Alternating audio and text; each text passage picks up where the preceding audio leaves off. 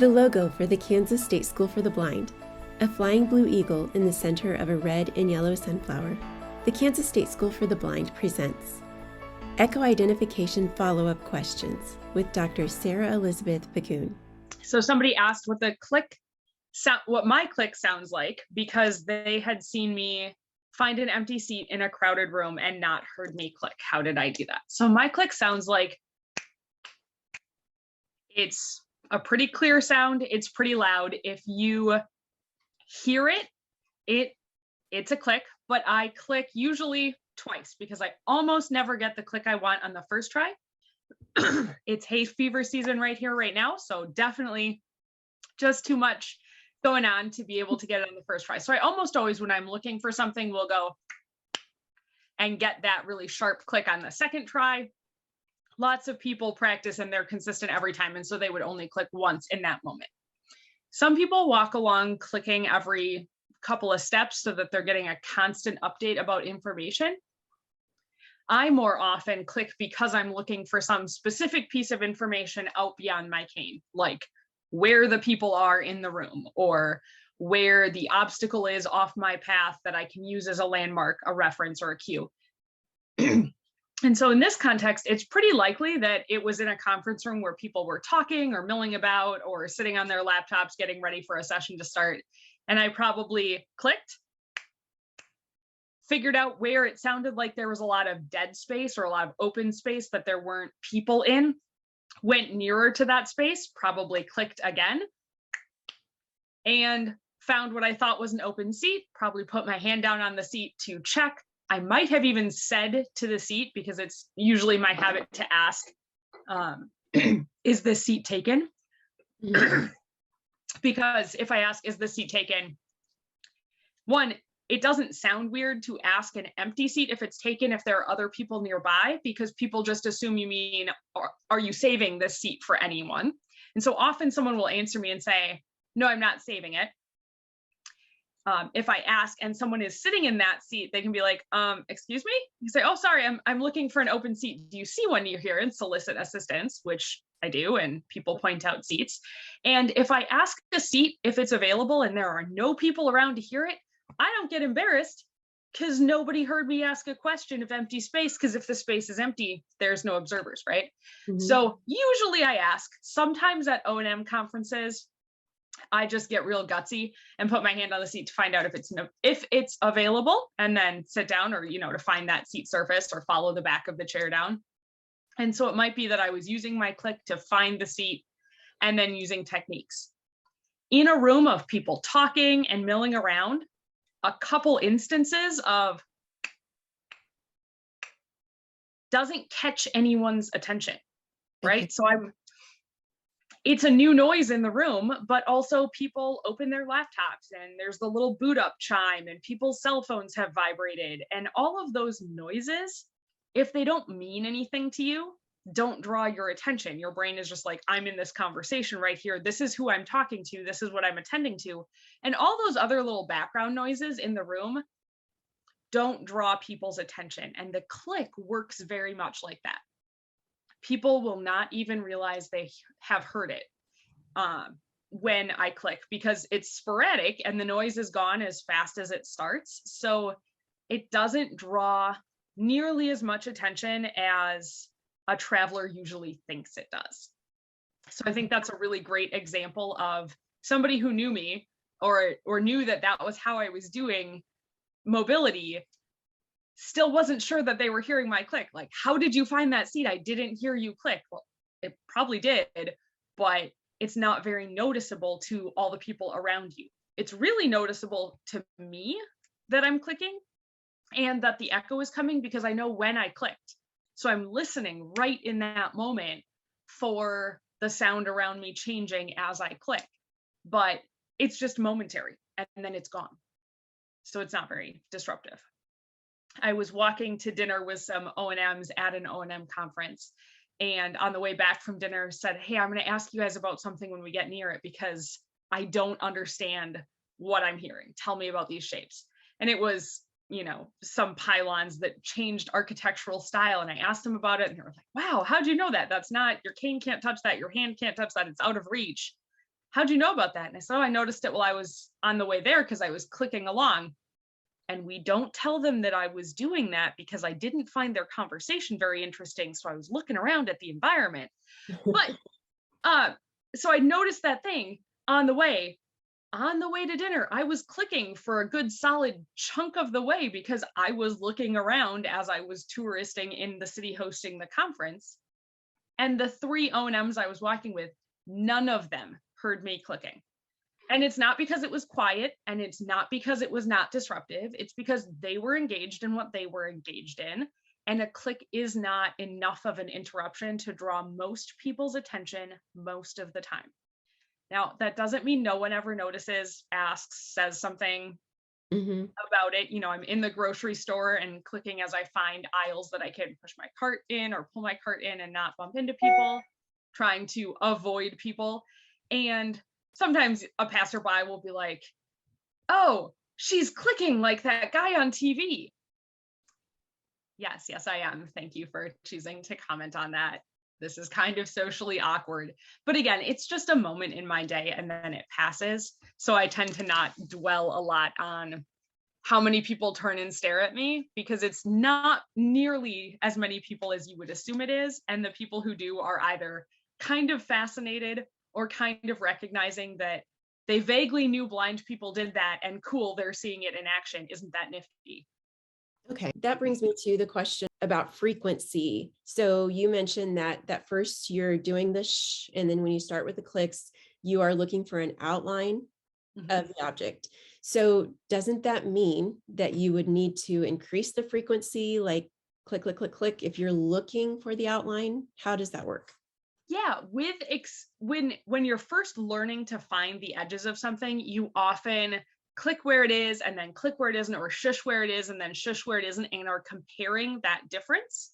Okay. And as you get more and more experience in space, you don't have to look for the edges as much to just hear the edges. So I can click and hear that, the top edge of my laptop is at a particular height because it's reflecting sound and there's open space above it.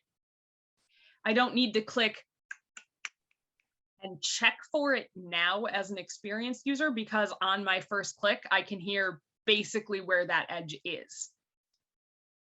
It's a little like when you have kiddos with CVI and they're learning to see a shape, that at first it's got to be super high contrast and outlined in the one color that they can perceive, right?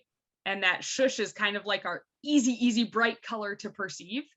But with more and more experiences with it, you need less and less of that highlighting to be able to perceive the sensory information.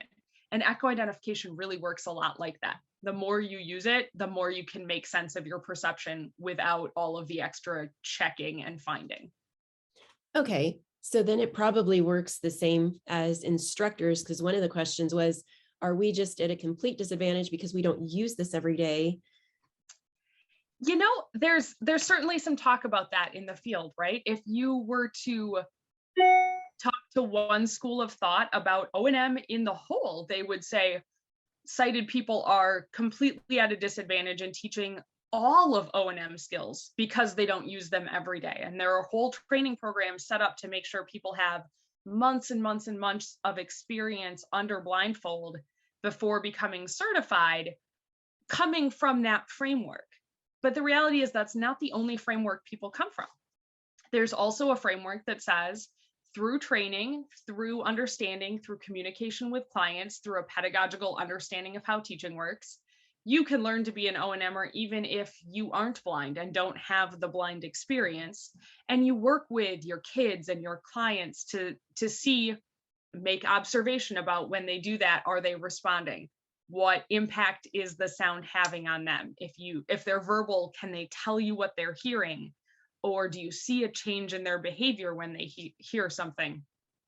So you can use all of those teaching strategies to support your kids and your clients in doing more with the sounds they're hearing, in making sense of the sounds they're hearing, and in facilitating their development with their skills of blindness, even if you don't have the skills of blindness, right? So I don't think that comms need to all be excellent echo identifiers. Are you at a disadvantage? A little bit, right? If I'm standing in a place and I click, I can hear really clearly which things in the environment can be heard and which ones are not making enough sound. As a comms, you have to sleuth that out a little bit differently, either from observation with your client or from some good predictive reasoning. Is it big enough? Is it close enough? Is it hard enough that I think this client with their current level of skills can probably hear that compared to the things that have been leading up to this? Or is it much too small or much too far away or made out of a cushioned pillow that's going to absorb a lot of the sound and obscure it for them, that you think it's going to not be something they can hear? I think you have to do a little more work on that kind of predictive reasoning side. Just like when I'm doing a route lesson as a blind comms, I have to do a little more route scouting before I teach that lesson than a sighted comms would have to. We each have different strengths and we each use our strategies to teach the full scope of O&M, regardless of whether or not we're sighted or blind. Sure, that makes sense. Well, let's talk about the reluctance of making noise, drawing attention to oneself. And also you have older clients too, correct? You have younger students. And then, so is it one of those things where it's easier to teach them when they're young and then when they're older, they're more resistant? I think it's one of those things where everyone has their own psychological barriers to break down about it in any situation. So with little kids, it's often a lot more about shaping what they're naturally doing rather than directly teaching them. But their parents or their caregivers or their family members at large might have some discomfort around them making a weird noise. So often we have to break down barriers in their support network to say, no, really, it's okay for them to explore the world. And there might be a time and a place where quiet is needed. But if there's not a real reason, it's okay when he's playing in the backyard. There's zero people that's going to interrupt. I understand that during the church sermon, it's not an appropriate time to be clicking. Maybe we set some boundaries about that. But when he's walking into church and everyone's greeting each other and talking, everyone's making noise anyway. So time and place is sometimes a thing. And then stories like the one I shared about at a conference and people not noticing, and even people who attend to it not noticing, can help people understand in context that it's not that disruptive. Sometimes you can solicit with especially middle and high school kids who are very in their heads concerned about social implications. Sometimes you can solicit somebody who's not an O&Mer and not part of the O&M to be your spy or your plant and click near them, 15 times tomorrow. And then when you come back and talk to the client, say, hey, did you notice anybody clicking yesterday? And kind of out the person as like, we set it up and made sure somebody clicked near you and you didn't notice it. If you didn't notice it, how many people around you are going to notice it? A lot of times in O&M, we have clients who, adult clients, are really timid as they lose vision, if it's gradual, to adopt using the white cane, right? It outs them as blind. It's very visible and it comes with lots of social adjustments. And sometimes people will do cane training in a different neighborhood or a different environment than where the person lives or works so that they can learn the techniques separate from any social stigma or social adjustment that has to go with that. And that can be true of echo-identification too. Maybe if you've got a client who's really concerned that other people will think that they're weird if they do this, maybe you work on learning the skill in a place where there are no other people. Maybe that lesson always starts with, I'm looking around and I don't see anyone here but you and me. So let's spend 2 minutes doing some echo-identification drills, get your ears a little bit turned on before our lesson today, and then we're going to go about our route so that they know that they're practicing it in a private, safe space. Once a person has some utility to a skill, once it has some benefit to them, then negotiating when and where am I comfortable or willing to apply this skill? When will I take the penalty of the social people turning and looking at me because it gives me an advantage that's worth it to me? People can weigh that trade-off a little more effectively once there is a benefit to compare. Okay. So do you ever teach echo identification with just using the cane and 2-point touch with the clicks from the cane? There are some people who do it that way. A lot less of the reflected sound might get back to your ears because anything that's a true reflection is going to go back to your cane tip, which is, a solid 5 to 8 feet away from where your ears are. So it's a more difficult skill, but it is a skill some people use. And some people really like to use the metal glide tip specifically for that purpose. It's one of the features of the NFB metal glide that is advertised as an advantage of that cane tip, is that it makes more sound when you do 2-point touch. So it's better for echo identification. And that really is true. It being a louder tip is helpful if you are going to use a tip to generate the sound. There's a trade-off there. Then it's loud all of the time instead of just loud when you want it to be. And you don't have the option to turn it off and be quiet when you want to walk down a quiet, familiar hallway without making extra noise. There were questions about the sounds. Oh, if the sound originates from your mouth as opposed to the floor, does that make it a more useful sound? And I think you just answered that. Yeah, the two ways in that it's more useful is that it's centered between your ears. So the positional information is much easier to interpret, right? If you're doing the clicks of your cane tip, they alternate left and right of your ears, and that width may vary. Whereas the distance from your mouth to your ears never changes. So if what you're using is your mouth, how precise you can get about where edges are and where openings are is better. That precision may not matter. Knowing where a wall is to within 2 inches versus within a foot might not make a difference to you, because once you're within a foot, your cane can find it, right? Like, you're going to be able to correct that variance with your cane in the long run. So a little bit of a trade-off. The other advantage is with your mouth, you have absolute control over the frequency and the volume that you produce it with. If you want to make your cane tips louder and you start tapping your cane harder on the floor, yes, that will make louder clicks, but it will also throw off your walking rhythm and your normal pattern of how you use your cane. And so you might get better auditory information and then reduced tactile information. So there's more of a price to changing how you use your cane than there is a price to changing how you use your mouth. Ooh, I love that. Okay. The last one, again, about sound. If you want the sound to bounce off things and return to us, how does that work when soft things absorb sounds? Yeah, so it's one of the reasons that soft things are harder to detect than hard things. Most soft objects, I assume it's up to a point, there's a threshold at which probably you're not getting anything back, but most soft objects will reflect a fraction of the sound. And so it's really that they're much quieter. And there's sort of a qualitative difference to whether it's a soft object close up or a hard object that's really far away, that I guess I would best describe to you as like the difference between a yellow that is a warm yellow and a yellow that is a cool yellow.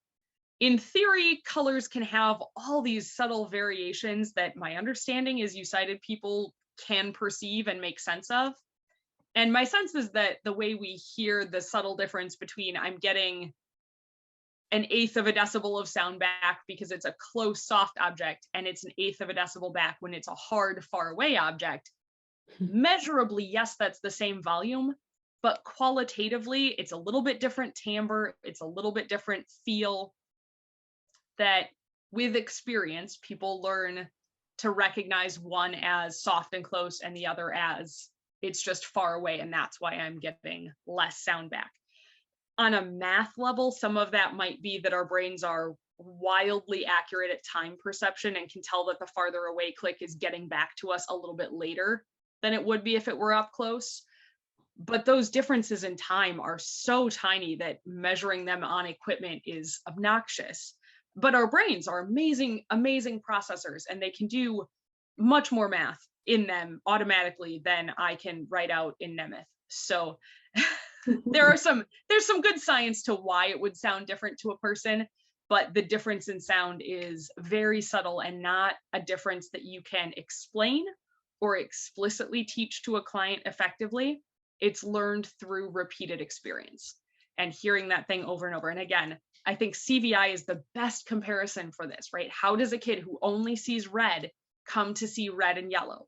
They get experiences with yellow over and over and over again. They get experiences with yellow in isolation, in a non-distracting environment with a black background, right? We teach this in a quiet place where there's not hubbub going on. Eventually, can the kid with CVI see yellow in a complex field? Yes, that's the resolution of CVI, and that's the glory we're aiming for. Eventually, can someone be in a conference room, use echo-identification, and generally find kind of an area for open seating that doesn't already have a bunch of heads sitting above the chairs? Yeah, that's a great outcome that we celebrate and go, you've really refined this use of your sensory skills. But there's not a way to explain to a kid, this is how you're going to see yellow on the black background when they have CVI. And there's not a way to articulate to a client, this is the difference you're going to hear between a soft object and a more distant hard object. But you can give them enough systematic experiences with it for their brain to start recognizing that difference. And that's the goal. Okay. Yes. I like that you just apply it to so many different things. Because I think even with exercise, when you start exercising, it's all global and it hurts and my muscles hurt and I don't really understand exactly how I'm using each one. But I'm up to 3 minutes on my couch to 5K sections. Yeah. Global. Oh, really? Yeah. I can run 3 minutes now. Right. Awesome. and I'll fall off the wagon. And a year from now, I'll start all over again. And it's a great process. But you do those things and you get better and you get better. And eventually you stop working on the everything hurts and I can't breathe and start working on the, oh, I'm going to do a speed drill. I'm going to try and run up that hill. Yeah. Oh, we're almost out of time, but would you mind going over that story again that you told before I started recording?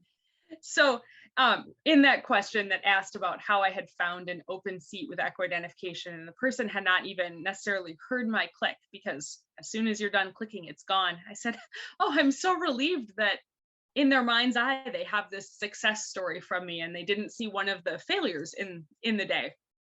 And Menley looked at me and said, what do you mean? Like, you don't actually ever sit down in somebody's lap, do you? And I said, well, you try not to. And there's a bunch of strategies like asking, is this seat available, that kind of help defend against that. But the reality is we're blind people in a sighted world and social faux pas absolutely happen.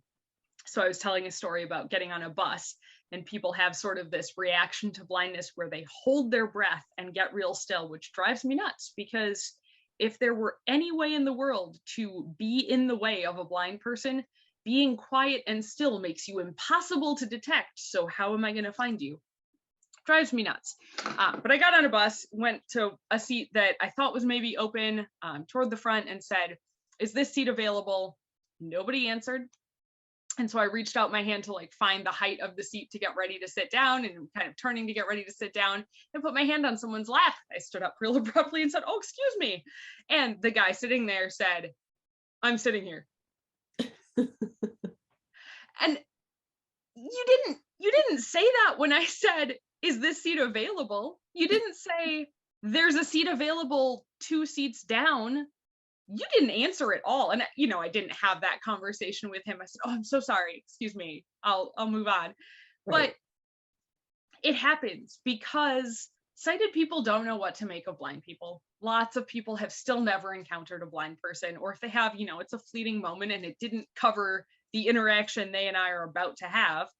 So yeah, echo-identification is great as a tool in my toolbox, but does it mean that with the bus idling, I can hear all of the sounds in that space? Absolutely not. There's a bus idling. It is louder than my click, and there's probably an AC system going. So I can use my click, I can find seats, I can use other strategies like saying, is this available? And making sure that I, you know, when you can find the back of a seat, obviously you put your hand on the back of a seat, but that's not necessarily how bus seats are set up.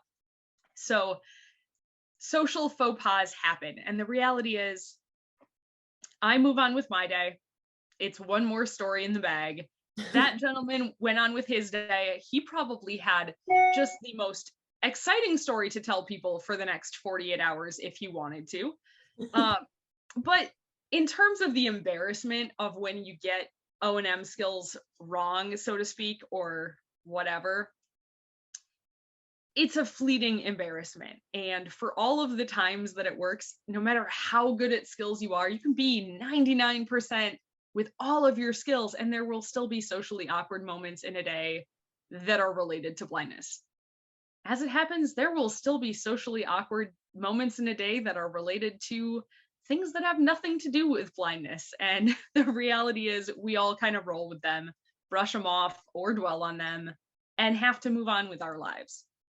So, while it's nice when people get to see me use echo identification and have it work elegantly, and I can find the open seat, or I can find, the person to walk fairly straight up to them instead of approaching the empty spot, that's wonderful. And it's great to have that image of what it looks like when it works. But it's also true that it's a tool in the tool bag, and there are environments and there are moments when you use all your best tools and it still is just awkward. And that's all right. Yes. Well, thank you so much. Thank you for your time. I love talking to you, and thank you for teaching us. Absolutely.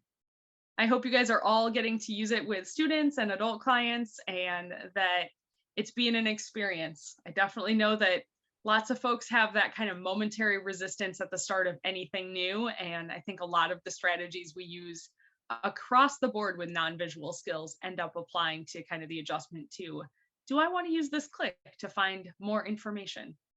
Right. And I myself, I just had to jump into it. It's scary because you don't want to do it wrong, although you're saying that you don't do it wrong, you learn as you go. It's still it's intimidating to jump into. It is. And make sure you keep using that primary mobility aid, right? And I Yeah. think that reminds me that when we talk about electronic travel aids, we often remind O&M specialists that people's O&M skills are going to get worse when they start attending to the GPS device or attending to the iPhone app. They're Mhm. gonna they're gonna walk out a step. They're gonna veer more. They're going to miss traffic cues a little bit more because they're distracted. I think the same happens when people go from using echo identification in the quiet space, in the purpose of that being the activity, to trying to use it along with other travel, right? That there's this moment where your brain's like, "Oh, I'm doing 7 things now instead of just 6. Hold on, that's more." Mhm. And it's probably important when somebody is first generalizing that skill up into their travel environments to provide extra monitoring for the safety of the rest of their O&M skills, to make sure that they're not attending to drop-offs because they're listening for overhead obstacles, and not let somebody step off a curb and roll an ankle or something. The logo for the Kansas State School for the Blind. Fade to black.